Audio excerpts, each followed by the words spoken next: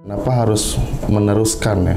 Karena perjuangan ini memang harus ada regenerasi terus sampai legalisasi ganja di Indonesia itu bisa tercapai.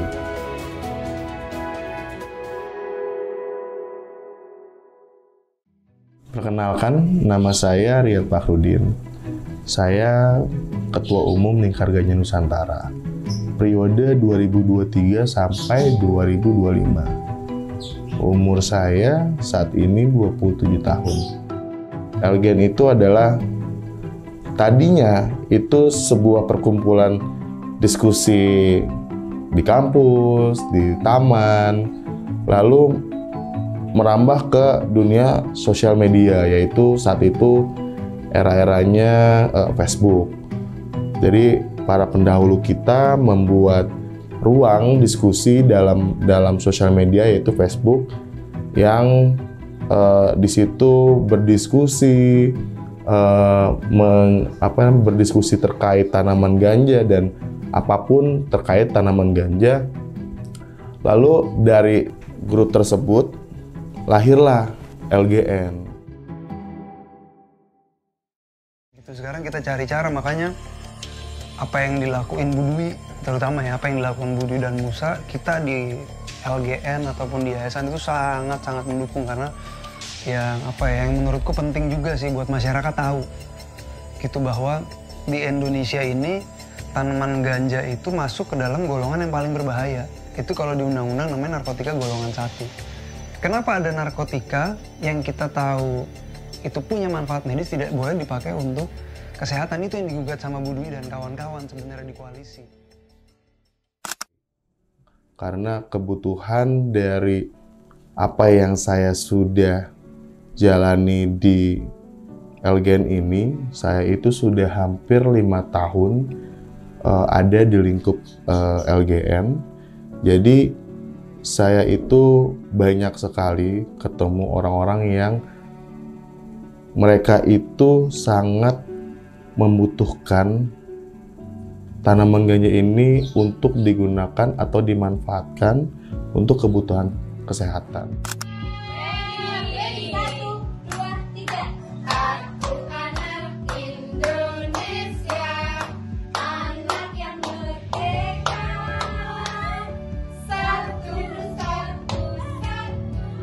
Saya Nafia Muharyanti, saya bundanya Kenan.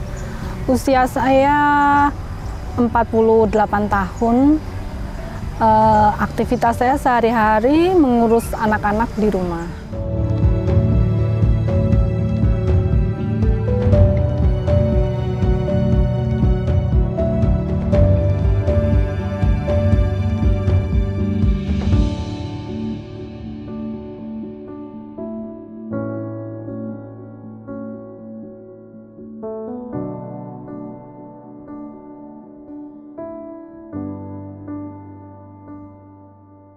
Karena kelahirannya itu yang tidak normal, sehingga menyebabkan dia cedera otak atau cerebral palsy.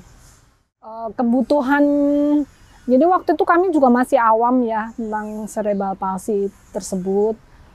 Tapi seiring waktu, akhirnya kami mulai memahami apa saja sebenarnya yang dibutuhkan Kenan, selain dari obat-obatan yang rutin dikonsumsi.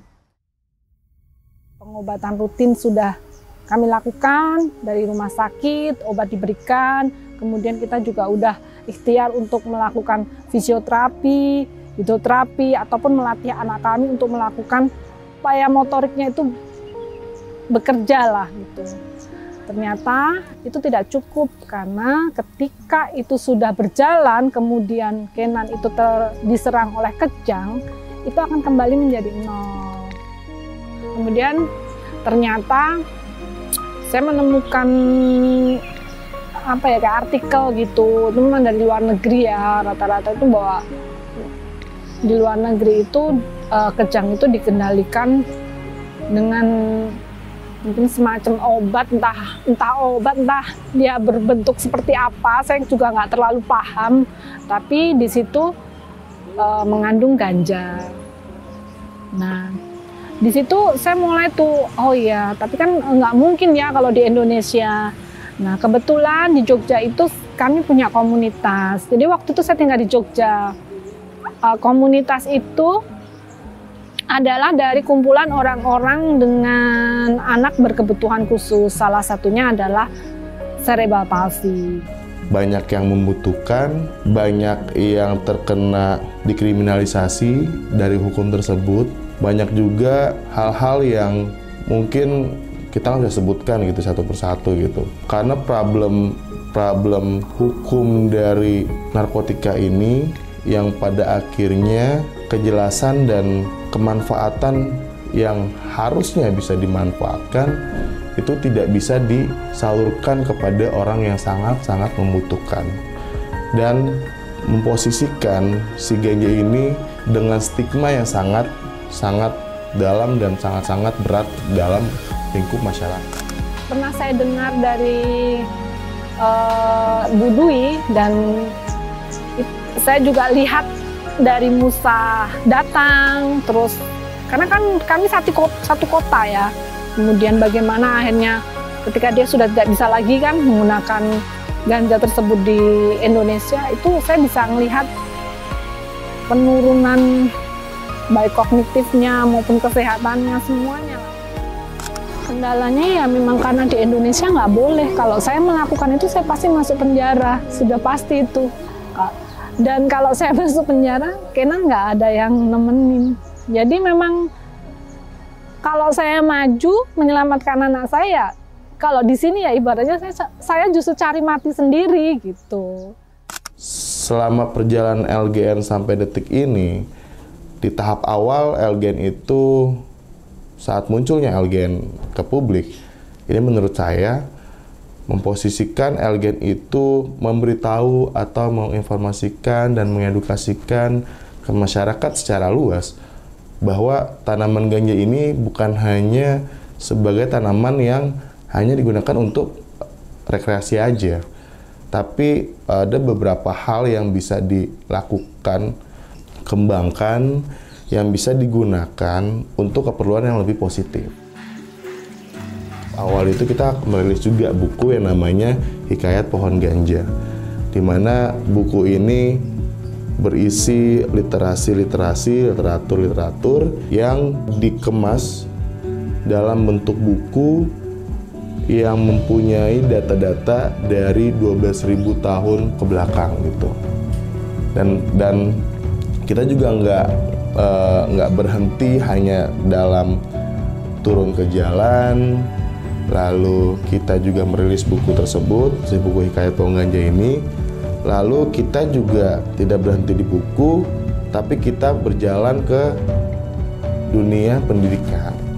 Jadi saat itu kita membawa buku Hikayat Pohon Ganja ini untuk didiskusikan, dibedah dalam dunia kampus. Jadi tahapan edukasi kita itu tidak hanya di level masyarakat sipil, tapi kita juga masuk ke dalam level dunia pendidikan.